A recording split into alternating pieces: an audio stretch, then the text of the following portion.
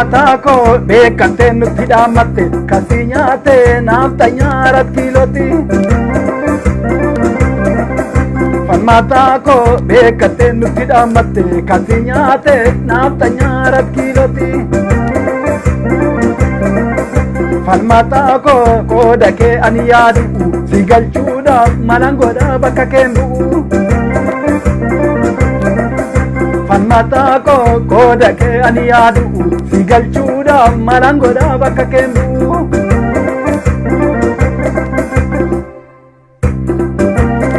Yoon du'ees lafa sileessu saba kiyyaaf ani qaaliidha.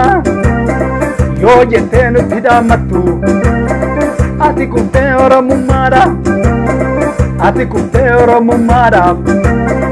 Ati kuftee isa dhugaadhaaf. Ati kuftee bilisummaadhaaf. Ati kuftee walabummaadhaaf.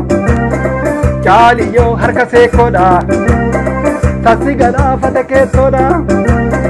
Jaaliyyee kula kuulanii osoo qeerroon Oromoo jirtu. Osoo qeerroon Oromoo jirtu kilaashumaan sitti duulanii. Jaaliyyee harka kuulanii osoo ijoolleen Oromoo jirtu. Osoo qeerroon marsitee jirtu kilaashumaan sitti duulanii. Jaaliyyee harka maashinii osoo ijoolleen Oromoo jirtu. Tasa si nyaatte kilaashinii. Tasa si nyaatte kilaashinii. Ati kuftee oromummaadhaaf. Ati kuftee isa dhugaadhaaf. Ati kuftee walabummaadhaaf. Ati kuftee bilisummaadhaaf.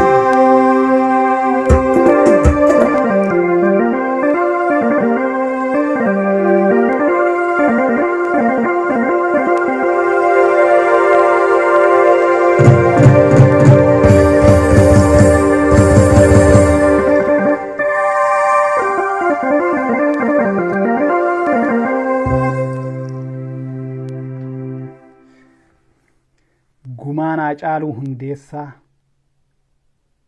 kan baatun bilisummaa Oromiyaati, walabummaa Oromiyaatiin baati. Kanaan baati gumaan Haacaaluu Hundeessaa. Kaayyoo isaa galmaan geenya. Never ever duubatti hin deebinu.